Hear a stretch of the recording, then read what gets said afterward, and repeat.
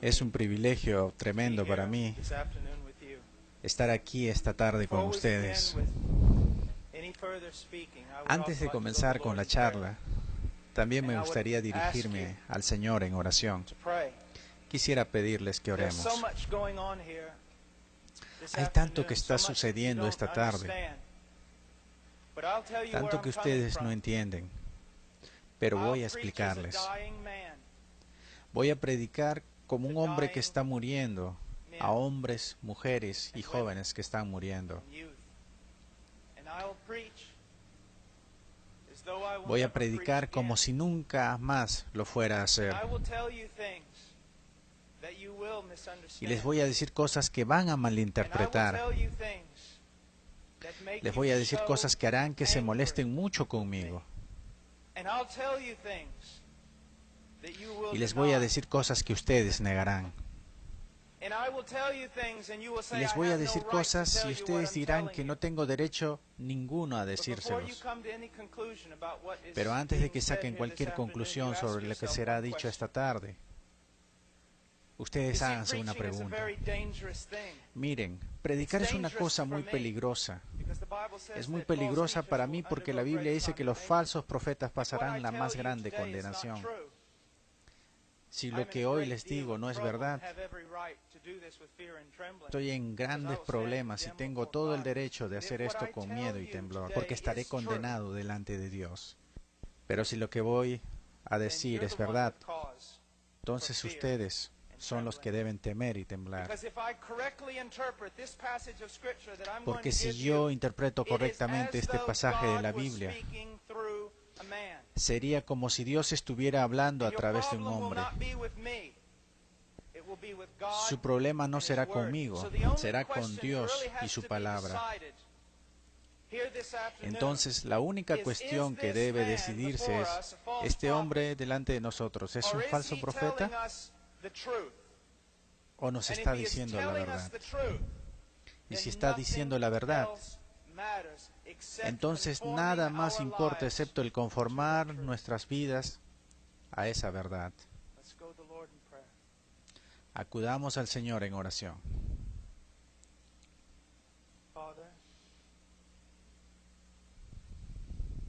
Padre,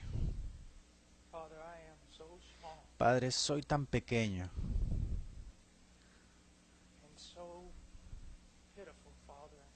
y lamentablemente, Padre, de muchas maneras. Tú sabes, Señor, tú sabes. Oh, querido Dios,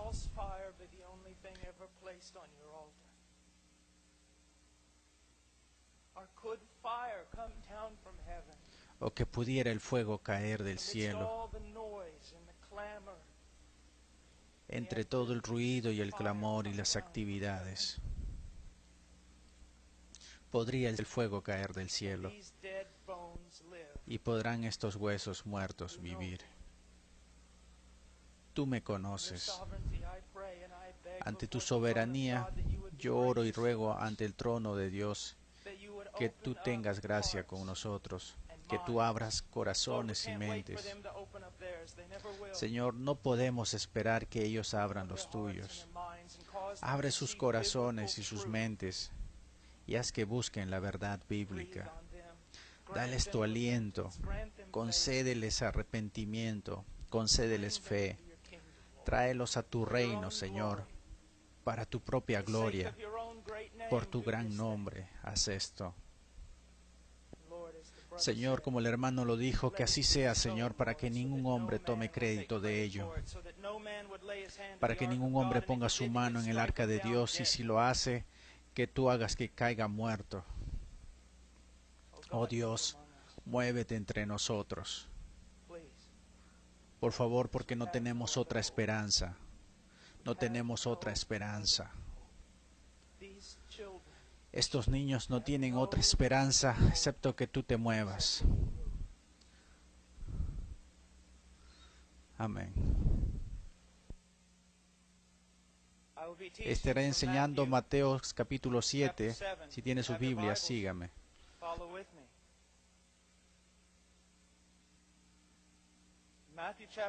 En Mateo capítulo 7, versículo 13, Jesús dijo: entren por la puerta angosta, porque es ancha la puerta y el camino amplio que lleva a la destrucción, y hay muchos que entran por allí, porque la puerta es pequeña y el camino angosto que lleva a la vida. Cuídense de los falsos profetas que vienen a ustedes en piel de oveja, pero por dentro son lobos hambrientos. Los conocerán por sus frutos. Las uvas no son recogidas de arbustos, ni los higos de los carrios. Así que cada árbol bueno da buen fruto, pero cada árbol malo da mal fruto. Un árbol bueno no puede producir mal fruto, ni puede un mal árbol producir buen fruto. Cada árbol que no da buen fruto es cortado y arrojado al fuego. Así entonces los conocerán por sus frutos.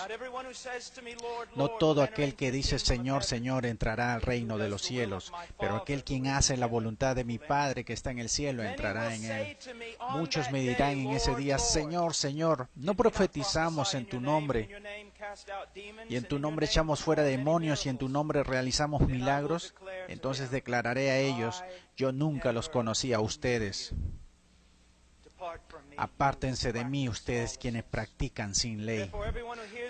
Por lo que todo aquel que escucha estas mis palabras y actúa en consecuencia puede ser comparado con un hombre sabio que construye su casa en la roca, y la lluvia cayó y vinieron las inundaciones y los vientos soplaron y golpearon, y aún así no se derrumbó porque estaba fundada sobre la roca. Todo aquel que escucha estas mis palabras y no actúa en consecuencia será como el hombre tonto que construye su casa en la arena. La lluvia cayó y las inundaciones vinieron, y grande fue su caída.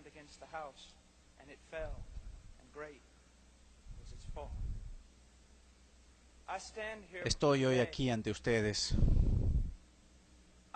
No me inquieta mi corazón tu autoestima. No me inquieta el corazón si te sientes o no bien conmigo mismo,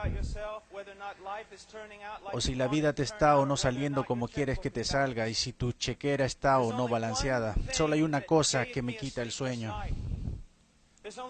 Solo hay una cosa que me atormentó toda la mañana, y esta es: dentro de 100 años la gran mayoría de las personas en este edificio posiblemente estarán en el infierno. Y muchos de los que incluso profesan a Jesucristo como el Señor pasarán la eternidad en el infierno.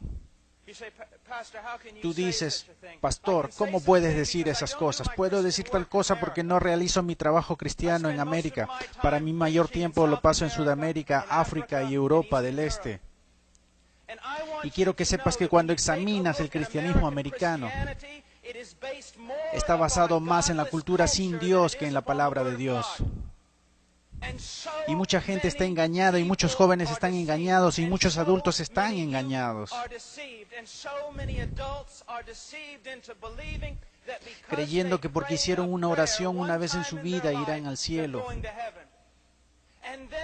Y entonces cuando voltean a mirar a otros y profesan conocer a Cristo y ven que esa gente también es tan mundana como el mundo y se comparan entre ellos,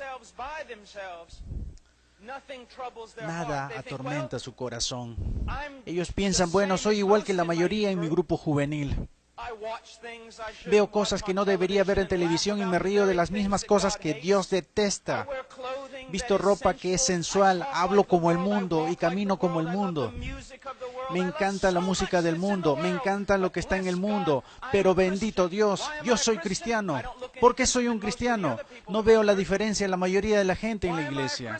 ¿Por qué soy un cristiano? Porque hubo una vez en mi vida cuando oré y le pedí a Jesucristo que entrara a mi corazón. Quiero que sepas que es la más grande herejía que la iglesia evangélica protestante americana está haciendo. Que si tú oras y le pides a Jesucristo que entre en tu corazón, Él definitivamente entrará. No encontrarás esto en ningún lugar de las Escrituras. No encontrarás esto en ningún lugar de la historia bautista hasta hace 50 años.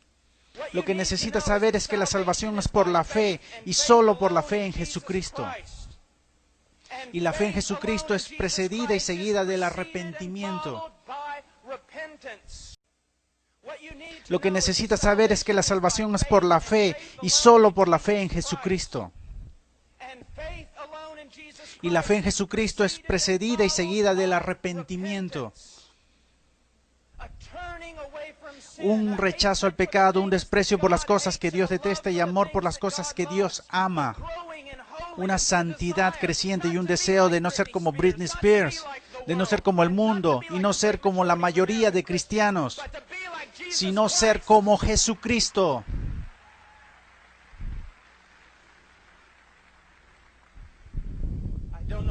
No sé por qué aplauden. Estoy hablando de ti.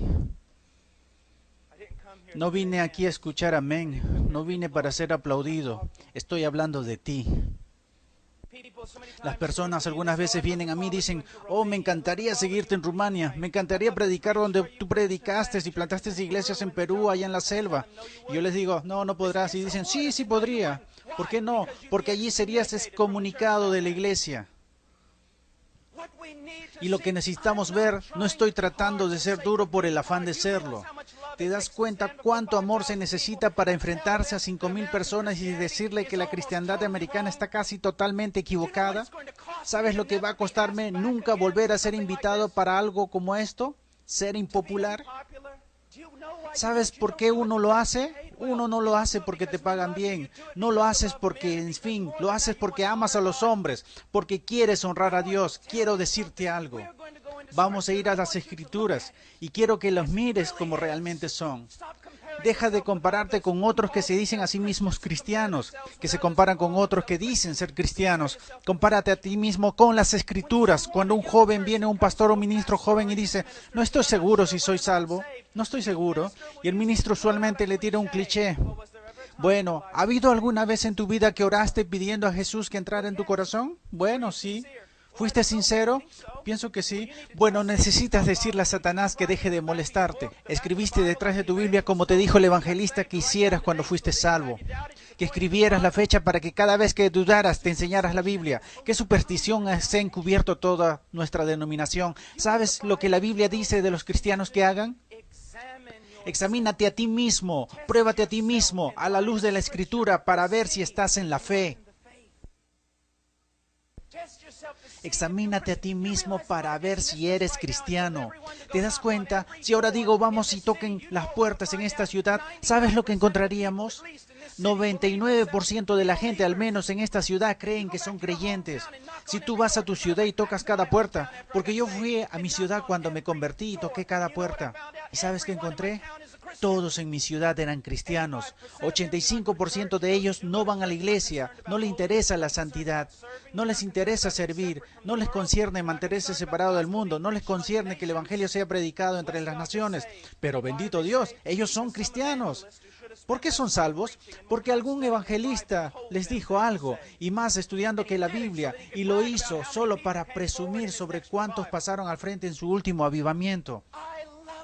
Yo los amo. Y hay hombres aquí que los aman. Y quiero adentrarme en la Escritura ahora que te he impactado en la luz. Quiero que me escuches. Escucha la palabra de Dios y comienza a hacerte preguntas. Primero, entra por la puerta angosta. Pues ancha es la puerta y amplio el camino que lleva a la destrucción, y hay muchos que entran por él. Hay una puerta angosta. Y sabes, históricamente una de las razones es porque los bautistas del sur siempre han sido rápidos. Cuando otras denominaciones han fallado en darse cuenta en esto, los bautistas del sur siempre han sido rápidos en darse cuenta que hay una puerta angosta. Hay un Dios, hay un mediador entre Dios y el hombre. Y su nombre es Jesucristo. No es una opción múltiple. No todos los caminos llevan a Roma. Como denominación siempre hemos dicho a la gente lo que Jesús dijo a la gente. Yo soy el camino, la verdad y la vida, y nadie viene al Padre excepto a través de mí. Así que alabo al Señor por eso. Que la única forma en que cualquier ser humano en esta tierra será salvo es por medio de Jesucristo, y eso es todo. Porque necesitas darte cuenta de lo que la Biblia dice. Porque todos han pecado y quedan cortos, y no tienes idea que nacimos radicalmente depravados y aborrecidos de Dios. Que nunca habríamos buscado a Dios, nunca llegaríamos a Dios. Nos hemos rebelado contra Dios, hemos roto su ley. El asunto no es solo que has pecado, el asunto es que nunca has hecho nada más que pecar. La Biblia dice que los profetas, que aún nuestras más grandes obras son filtrafas ante Dios. Y debido a eso, ¿sabes lo que merecemos? la furia de Dios, el santo rechazo de Dios. Tú dices, espera un momento, Dios no odia a nadie, Dios es amor. No, amigo, tú necesitas entender algo. Jesucristo enseñó, los profetas enseñaron, los apóstoles enseñaron, que aparte de la gracia de Dios revelada en Jesucristo nuestro Señor, la única cosa que queda para ti es la furia, el fiero celo de Dios por tu rebelión y tu pecado. Cuando hablo en universidades siempre, no, Dios no puede odiar a nadie, me dicen. Y yo te digo, Dios puede odiar. Mira, yo amo a los niños, pero odio el aborto. Yo amo aquello que es santo, debo detestar aquello que no lo es. Dios es un Dios santo. Eso es algo de lo que los americanos han olvidado. Muchas de las cosas que te encanta hacer, Dios la detesta. ¿Sabías eso? Oras por avivamiento, vas a tener una reunión, quieres que Dios se mueva. Pero antes de ir ves programa en la televisión que Dios absolutamente aborrece. Y entonces te preguntas, ¿por qué el Espíritu Santo no desciende? ¿O por qué tienes que crear un falso fuego, falso entusiasmo? Porque Dios no está ahí. Dios es un Dios santo, santo, y la única forma en que tú y yo podamos ser reconciliados a un Dios santo es por medio de la muerte del mismo Hijo de Dios cuando colgó de aquel madero. Ahora escúchame, si tú eres salvo aquí esta noche, no eres salvo porque los romanos y los judíos rechazaron a Jesús. No eres salvo porque pusieron una corona de espinas en su cabeza. No eres salvo porque se atravesaron una lanza a su costado. Y no eres salvo ni siquiera porque fue clavado en una cruz. ¿Sabes por qué eres salvo si eres salvado? Porque cuando Jesucristo estaba colgando en esa cruz, Él cargó con tu pecado, el pecado del pueblo de Dios. Y toda la furia de Dios que debió caer sobre ti, cayó sobre su único hijo. Alguien tenía que pagar ese precio. Alguien tenía que morir. Fue Dios el Padre quien quebrantó a su único hijo. De acuerdo con Isaías 53 dice, le complació a Jehová quebrantarlo a él. La gente dice que la cruz es señal de lo mucho que vale el hombre. Eso no es verdad. La cruz es señal de cuán depravados somos, que se requirió de la muerte del mismo Hijo de Dios. Lo único que podía salvar gente como nosotros era la muerte del propio Hijo de Dios bajo la furia de su mismo Padre, pagando el precio, volviendo a levantarse entre los muertos. Poderoso decirlo, este es el Evangelio de Jesús. Ahora aquello, ¿eres llamado? Dices que has pasado por la puerta angosta. ¿Cómo lo sabes? Jesús dijo, el tiempo se ha cumplido, el reino de Dios está aquí. ¿Qué debes hacer? En Marcos Él nos dice, arrepiéntanse y crean en el Evangelio. Tú dices, hermano Paul, yo fui salvo al orar y pedir a Jesucristo que entrara en mi corazón. Y estoy seguro que es así, pero no fuiste salvo por una fórmula mágica o algunas palabras que repetiste de alguien más. Fuiste salvo porque te arrepentiste de tus pecados y creíste. Fuiste salvo porque te arrepentiste. Y no solo esto, que en el pasado, tú continúas haciéndolo ahora. Una apropiada traducción del verso de él dice, el reino de Dios está llegado, el tiempo se ha cumplido. Ahora pasen el resto de sus vidas arrepintiéndose de sus pecados y creyendo en mí. La conversión no es como una vacuna para la gripe. Oh, yo hice eso, me arrepentí y creí. La cuestión es, amigo, ¿continúas arrepintiéndote del pecado? ¿Continúas creyendo? Porque Él comenzó una buena obra en ti, la terminará. La conversión no es como una vacuna para la gripe. Oh, yo hice eso, me arrepentí y creí. La cuestión es, ¿continúas arrepintiéndote del pecado? ¿Continúas creyendo? Porque Él comenzó una buena obra en ti, la terminará. Él la terminará. Ahora nosotros como bautistas, que tú estás supuestamente atravesando es una única puerta en Jesucristo. Pero nosotros como bautistas del sur hemos olvidado algo. Y quiero que los ministros juveniles y pastores de todos me escuchen. Padres, hemos olvidado una enseñanza muy importante en el Evangelio. Lo que dice, no solo por la puerta pequeña, dice que el camino es angosto. Lo que básicamente hacemos es guiar a alguien a Cristo, guiar a alguien en una oración. Y entonces pasan el resto de su vida viviendo justo como en el mundo. Puedo traer las estadísticas para probarte. Encuestas Gallup, Barnard, toda clase de encuestas que puedes analizar. Cuando cuestionan la moralidad de la iglesia en América, frente a la moralidad de aquellos que claman estar perdidos en América, las encuestas no encuentran diferencia alguna. Ahora, esas son las estadísticas. No tienes que ver con la interpretación religiosa. Son estadísticas. Libro tras libro es producido por teólogos y filósofos y sociólogos por igual. ¿Qué ha pasado con la iglesia? Encontramos que el aborto en la iglesia es tan prevalente como lo es afuera en el mundo.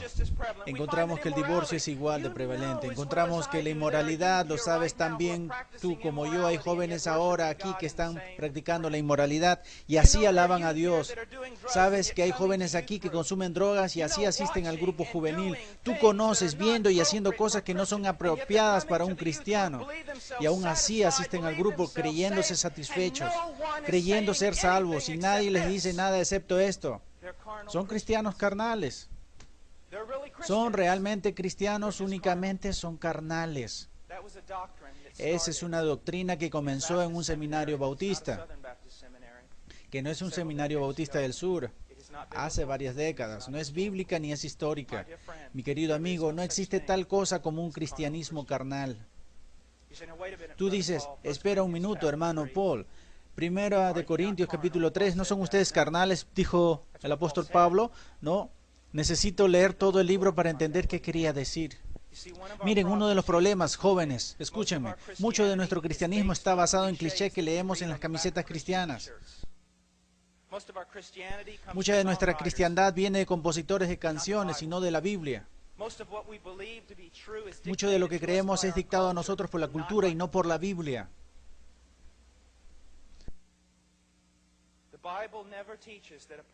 La Biblia nunca enseña que una persona puede ser un genuino cristiano y vivir en una carnalidad continua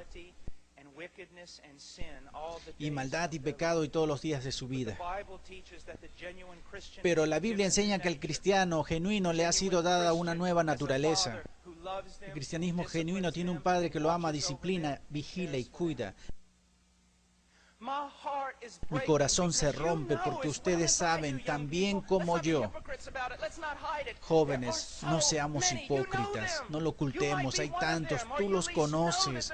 Tal vez eres uno de ellos o por lo menos sabes que están en tu grupo. Vienen al grupo, hacen todas estas cosas, pero en su corazón son tan malos como el mal puede ser. No hay diferencia, no hay luz. Todo lo que hace el mundo ellos hacen y es apropiado según ellos. Mi amigo, eso no es cristianismo. Ellos no están en peligro de perder su recompensa. Ellos están en peligro de perder su salvación. Ellos no son de Dios. ¿Qué es lo que nos enseñamos? ¿Cuándo fue la última vez que escuchaste a alguien decir, no solo hay una puerta pequeña al cielo, sino un camino angosto? Jesús indica que una de las principales señales de ser un cristiano genuino es que camines con Él en el camino angosto. ¿Sabes cuál es la señal del cristiano en América? Tú dijiste una vez una oración. ¿No es eso increíble? Que te preguntan si tú dudas de tu salvación. ¿Dijiste una oración una vez? ¿Qué enseña la Escritura? Examínense, pruébense a sí mismos a la luz de la Escritura para ver si están en el camino, porque un cristiano será diferente. ¿Ahora estoy diciendo que un cristiano no tiene pecado? No, porque en 1 de Juan aprendemos los cristianos, y si cualquier hombre no reconoce sus pecados, no conoce a Dios. ¿A dónde estoy queriendo llegar? A lo siguiente. Si tú eres genuinamente cristiano, vuelto a nacer un hijo de Dios. Caminarás en el camino de la justicia como un estilo de vida. Y si te apartas del camino de justicia, el Padre vendrá por ti. Él te disciplinará, te pondrá de vuelta en el camino. Pero si profesas haber pasado por la puerta angosta, pero aún así vives en el camino amplio, tal como el resto de la gente en tu preparatoria, tal como el resto de gente mala y carnal, la Biblia quiere que sepas que deberías estar bien, terriblemente temeroso porque no conoces a Dios. Le temo a los hombres que pasan la mayoría de su vida diciendo a otros hombres que son salvos. Te temo a ti si tú has hecho eso. Uno no le dice a los hombres que son salvos. Uno le dice a los hombres cómo ser salvos. Dios les dice que son salvos. Lo que hemos olvidado creer es lo que la salvación es una obra natural de Dios, sobrenatural de Dios. Y que ellos que genuinamente han sido convertidos, regenerados por el poder del Espíritu Santo, van a ser nueva criatura. La Biblia dice que si algún hombre está en Cristo, nueva criatura es. Así encontramos esto en la Escritura, que hay una puerta angosta y un camino angosto. Vamos al versículo 15. Cuídense de los falsos profetas que vienen con pieles de ovejas,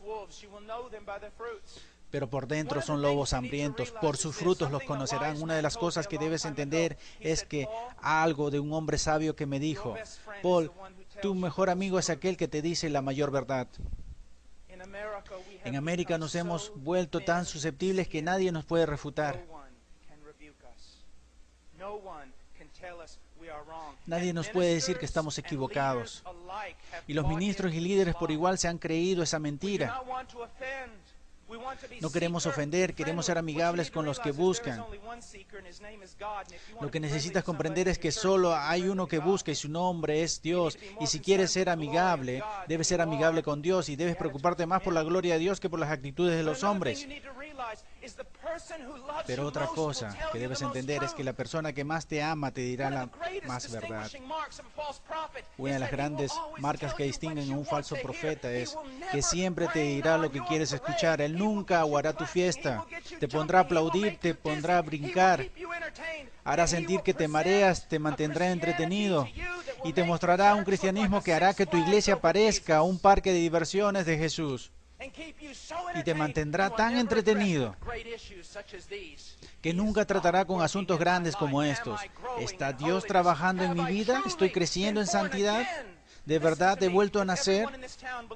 Escúchame, si cada uno aquí en este pueblo cree que es salvo, y sabemos que eso no es verdad porque la Escritura dice que pocos entrarán, ¿cómo sabes tú que eres salvo? ¿Cómo sabes si verdaderamente eres salvo? ¿Porque alguien te lo dijo? ¿Porque dijiste una oración? ¿Porque creíste? Bueno, déjame preguntarte, ¿cómo sabes que creíste? ¿Porque todos dicen que creyeron?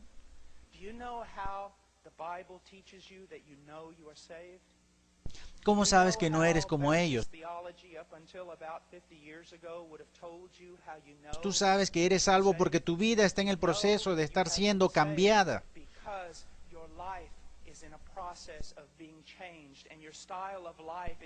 Y tu estilo de vida es uno de caminar los caminos de la verdad de Dios. Y cuando caminas fuera de esos caminos de desobediencia como lo hacemos, Dios viene por ti y te pone de nuevo en el camino. Una de las más grandes evidencias de que realmente has nacido de nuevo es que Dios no te dejará hablar de la manera como tu carne lo hace. Dios no te dejará vestir como el mundo sensual y la iglesia sensual te deja vestir.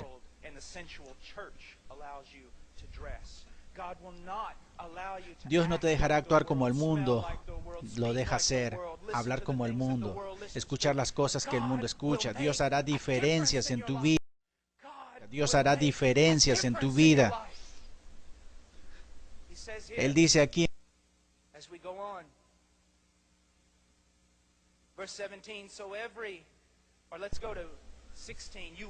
ustedes por sus frutos los conocerán. ¿Cómo conocerán a un falso profeta? En la aplicación más amplia aquí y en toda la Escritura, ¿cómo sabrás si alguien es un cristiano genuino? Por sus frutos. Por sus frutos, mi querido amigo. Mira tu vida. Mira tu forma de caminar, mira tu forma de hablar, mira las pasiones de tu corazón. ¿Está Jesús en algún lado o solo es un accesorio que añade tu vida? ¿Es algo que solo hacemos los miércoles o los domingos? ¿Es algo de lo que le das un consentimiento mental? ¿Un accesorio o es el mismo centro de tu vida?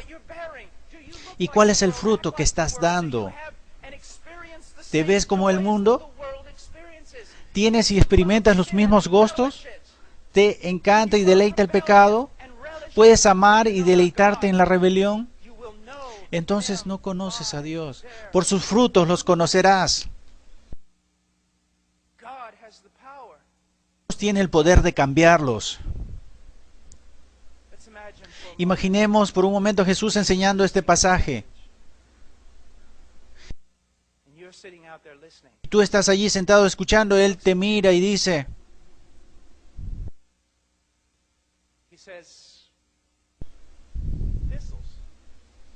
Cardos, cardos. Encuentras cardos en los árboles de higos. Encuentras cardos en los árboles de higo. Y respondes, por supuesto que no, Jesús. Sé que no eres agricultor, no eres granjero, eres carpintero. Pero todos sabemos, Jesús, uno no encuentra espinas en la higuera. Bueno, entonces déjame hacerte otra pregunta. ¿Encuentras higos, buena fruta, en los espinos? Claro que no, Jesús. Eso es absolutamente ridículo. Quiero decir, nunca vas a encontrar espinos en la higuera ni higos en los cardos. Jesús, decir esto es imposible. Cualquiera que te diga eso, Jesús, por seguro están locos o mentirosos. Y entonces Jesús te responderá.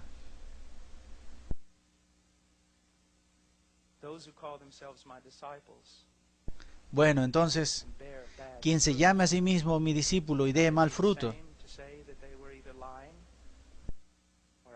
¿no será lo mismo que decir que está mintiendo?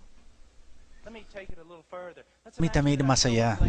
Imaginemos que yo llego tarde y me presento aquí en la plataforma y todos los líderes están enojados conmigo y dirían, hermano Paul, apreciamos el hecho de que esté aquí. Yo digo, hermanos, tienen razón. Bueno, ¿por qué? Bueno, venía y se me pinchó una llanta y tuve que bajarme para cambiarla. Y cuando estaba cambiando la llanta, una tuerca se cayó. No puse atención que estaba en la autopista y corrí para alcanzar la tuerca. Tan pronto como la alcancé la mitad de la autopista, venía un tractor a 120 millas por hora y me arrolló un camión. Y por eso llegué tarde. Ahora, solo podrían ser dos cosas. Yo sé que ya nadie estudia lógica, pero solo puedo decir dos conclusiones lógicas. Soy un mentiroso, la número uno, o dos, estoy loco.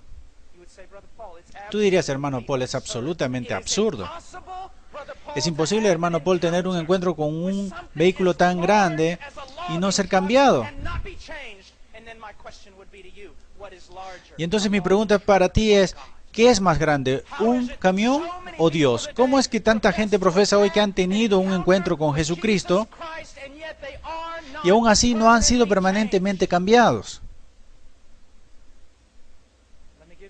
Déjame darte algunas cosas en qué pensar. Sabes que digo la verdad. ¿Cuántas veces vuelves y rededicas tu vida una y otra vez?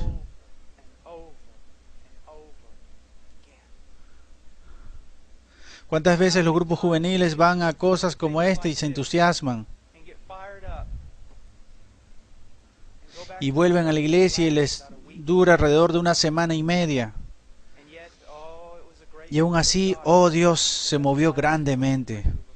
No, no fue así. Si no perdura, no fue un gran mover de Dios, fue una emoción, fue muchas cosas, pero no un gran movimiento de Dios.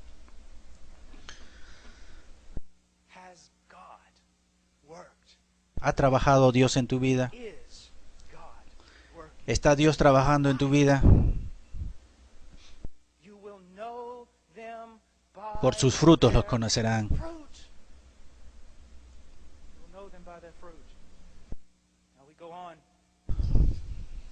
Continuemos en verso 19. Árbol que no da buen fruto será cortado y arrojado al fuego. Así lo conocerás por sus frutos.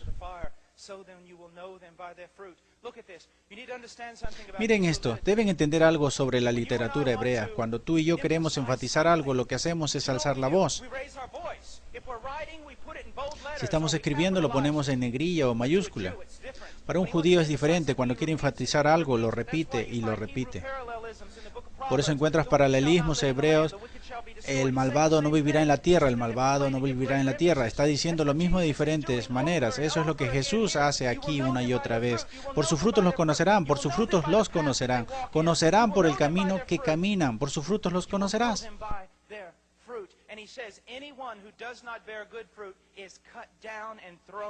Y él dice, cualquiera que no da buenos frutos es cortado y lanzado al fuego. ¿De qué está hablando, mi querido amigo? Él está hablando del juicio del todopoderoso Dios que un día caerá sobre este mundo,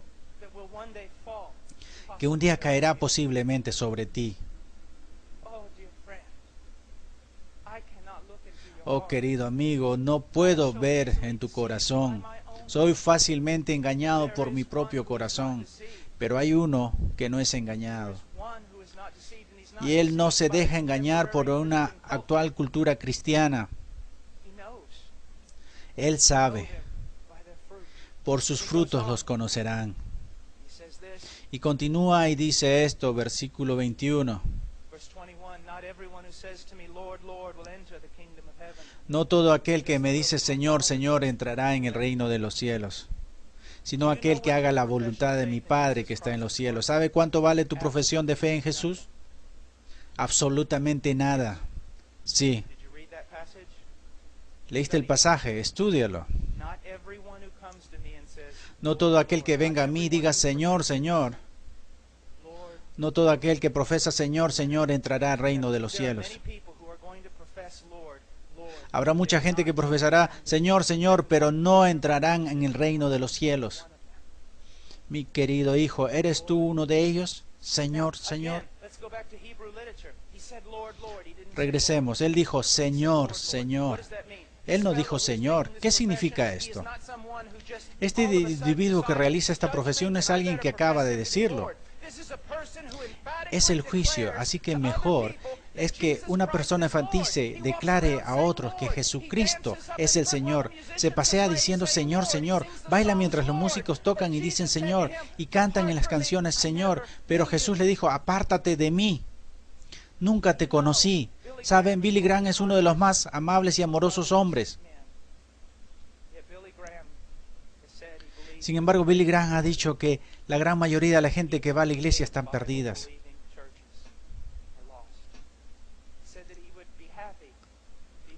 Que estarían felices si tan solo el 5% de aquellos que hacen profesión de fe en sus campañas se salvaran.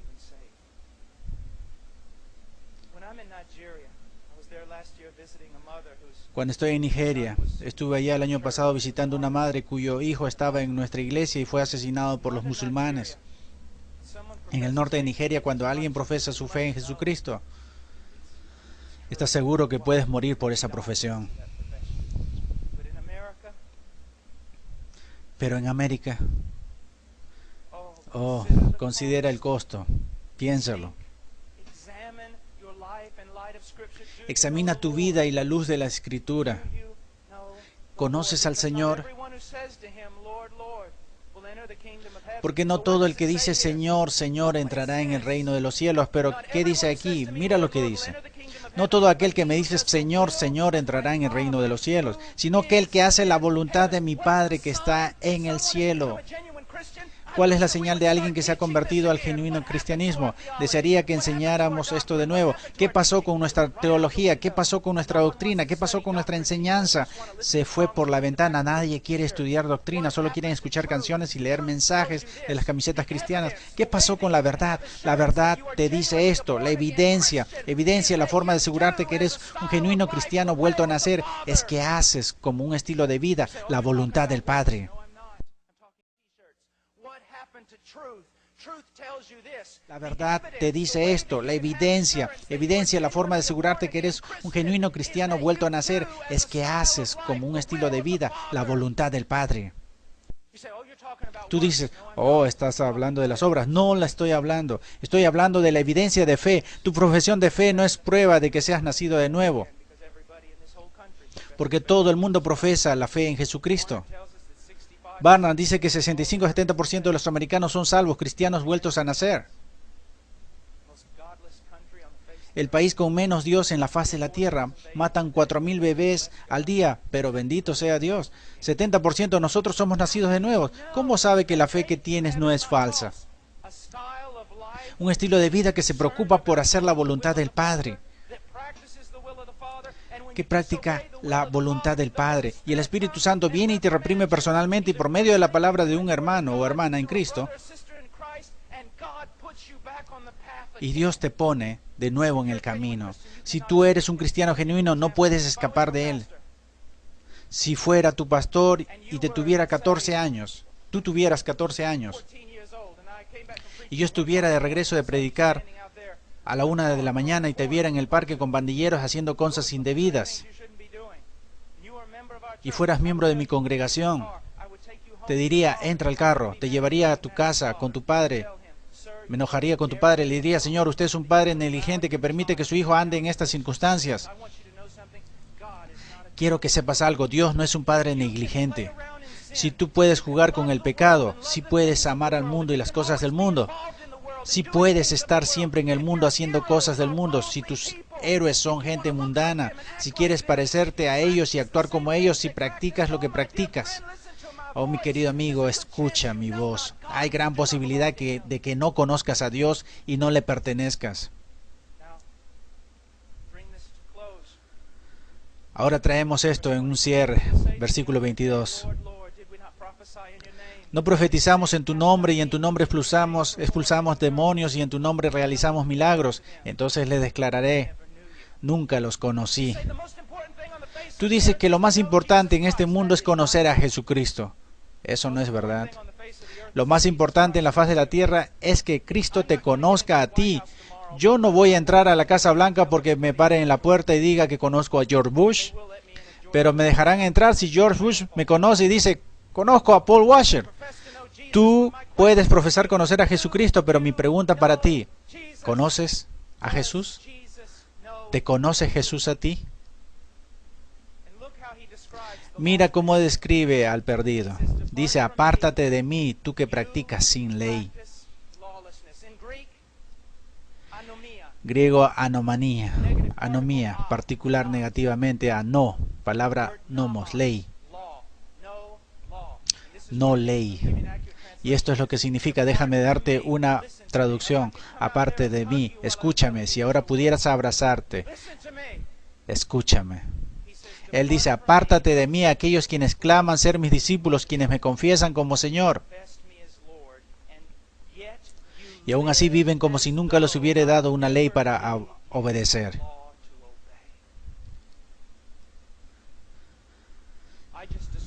Acabo de describir a la mayoría de la cristiandad americana. Si cualquiera comienza a hablar de ley, de principios bíblicos, de lo que se debe o no hacer, cómo debemos vivir o no, comienza a gritar legalista. Pero Jesús dijo, apártense de mí aquellos que me llaman Señor, pero viven como si nunca les hubiera dado la ley.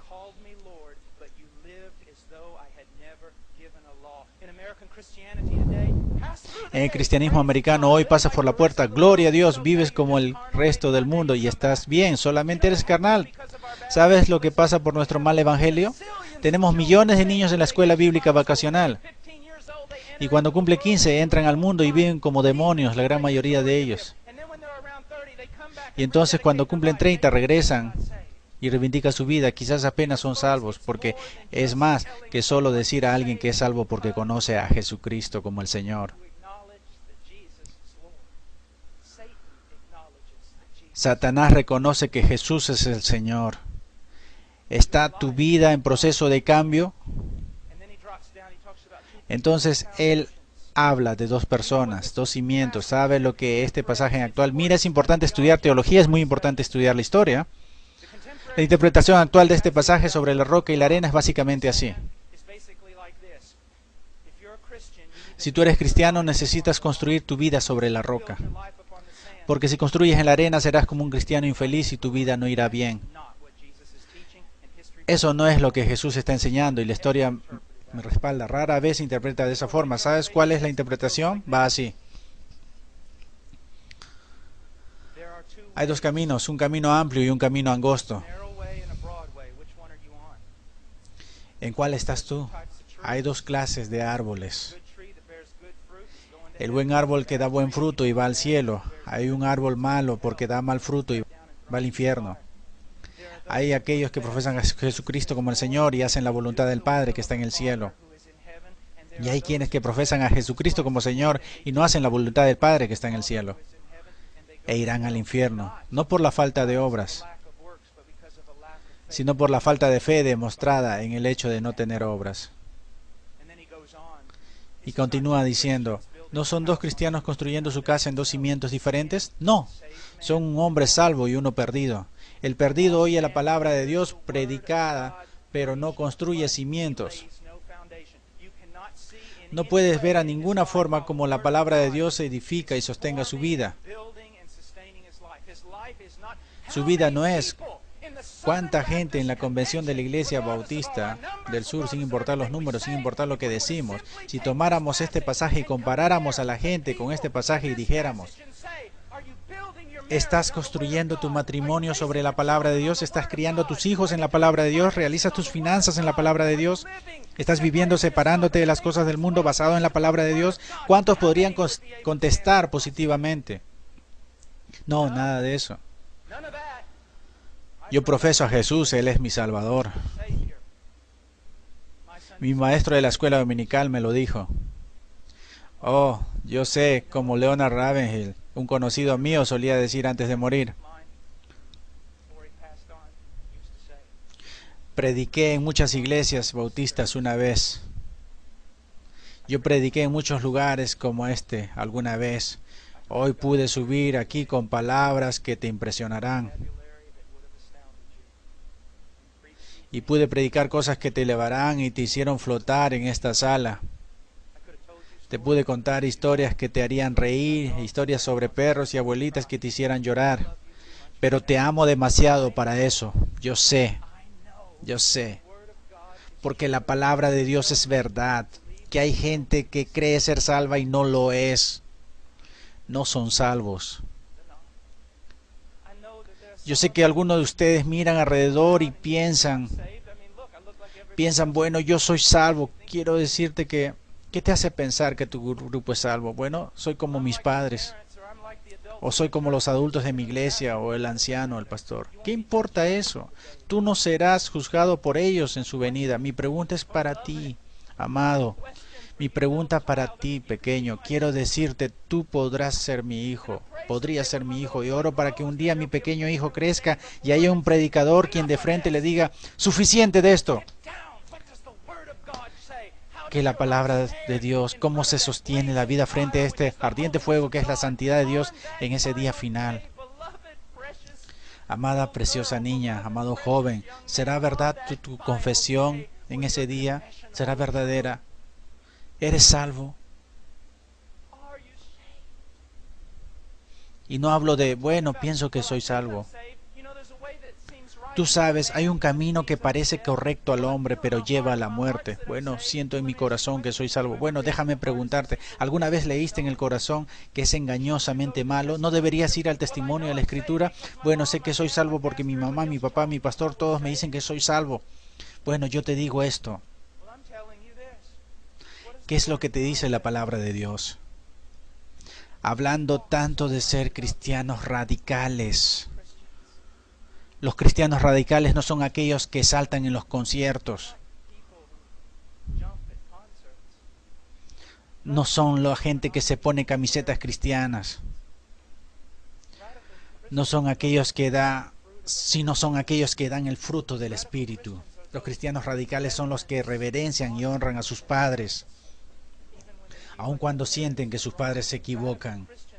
Los cristianos radicales son aquellos que no, escúchame bien, esto te va a enojar y estoy hablando a niños y niñas. Cristianos radicales son los que no se visten sensualmente para presumir sus cuerpos. Dios se complace con tu vestido. Si tu vestido es el marco de tu cuerpo, es sensual, y Dios detesta lo que es del mundo. Todo mundo quiere hablar de un profeta, pero nadie quiere escuchar a uno. Estoy hablando del cristianismo. He pasado mi vida en selvas, he pasado mi vida congelándome en las montañas de los Andes. He visto gente morir. Un pequeño, Andrew Maiman. Los musulmanes le dispararon 5 veces en el estómago y le dejaron tirado en el andén. Solo porque él gritó: tengo mucho miedo, pero no puedo negar a Jesucristo. Por favor, no me maten, pero no le voy a negar. Y murió en una piscina desangrentado. Y tú hablas de ser cristiano radical porque te pones una camiseta, porque vas a una conferencia. Estoy hablando de santidad, estoy hablando de divinidad. Desearía.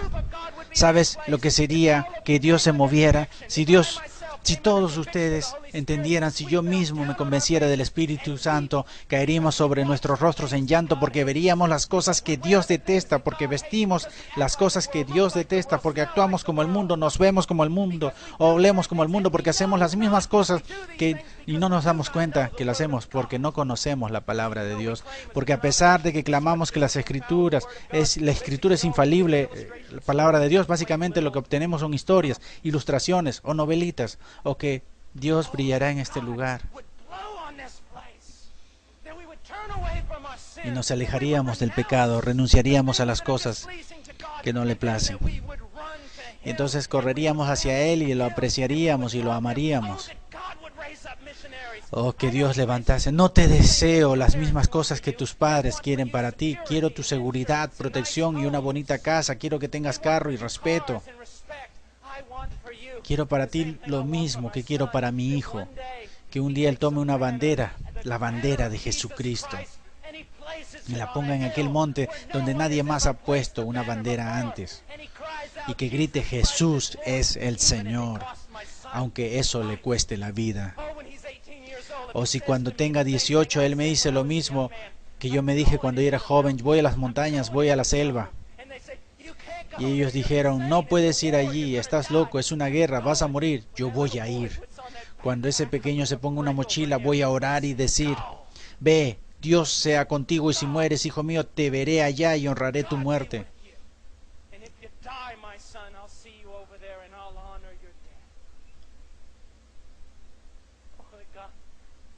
Oh Dios, oremos, oremos. Oh Dios, no me importa la reputación, no me importa lo que los hombres piensen. Quiero que tú seas honrado. Quiero que estos jóvenes sean salvos. Quiero que aquellos que son salvos dejen de mirar al cristianismo cultural que tú detestas y escupes de tu boca, y que vean la palabra de Dios y digan: voy a seguir a Cristo. Oh Dios, oro por los ministerios juveniles y oro para que los llenes de espíritu, de sabiduría y amor, bravura y discernimiento. Y querido Dios, cual sea el costo, te pido que levantes misioneros. No puedo dejar de ver a estos chicos y pensar en mi propio hijo. Dios, salva a Jan y levántalo y envíalo a la parte más dura de la batalla. Oh Señor, levanta misioneros aquí. Levanta misioneros, levanta predicadores y pastores y predicadores y evangelistas que conozcan la palabra de Dios. Oh Dios, trabaja en este lugar. Por favor, trabaja en este lugar, querido Dios. Por favor, por favor, por favor.